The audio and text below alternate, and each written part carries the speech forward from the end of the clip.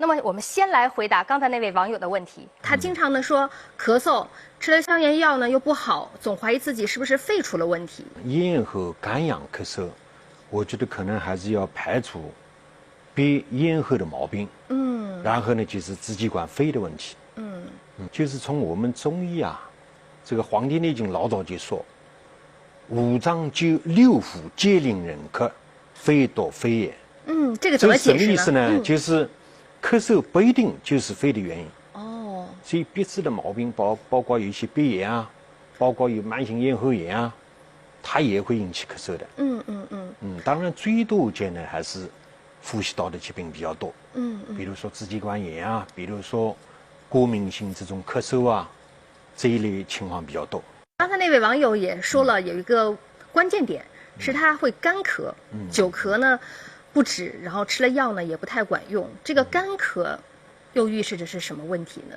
如果从我们中医角度来说，肺啊它是喜欢润的，肺五燥喜润，所以一般呢就像这种出现干咳为主的，一般都是肺的阴液津液不足，肺燥或者是肺阴虚，可以出现干咳的发作。这种情况临床比较多的。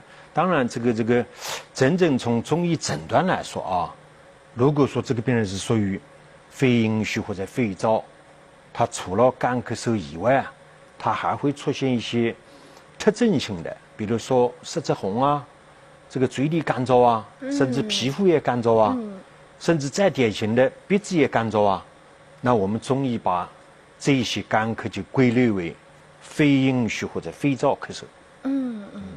好，那也就是说，不同的这种咳嗽，或者是说干咳，它对症的方法是不一样的。可能吃的药也好，调理的方法呢也是有千差万别的。所以我们中医强调要辨证论治，才有效果。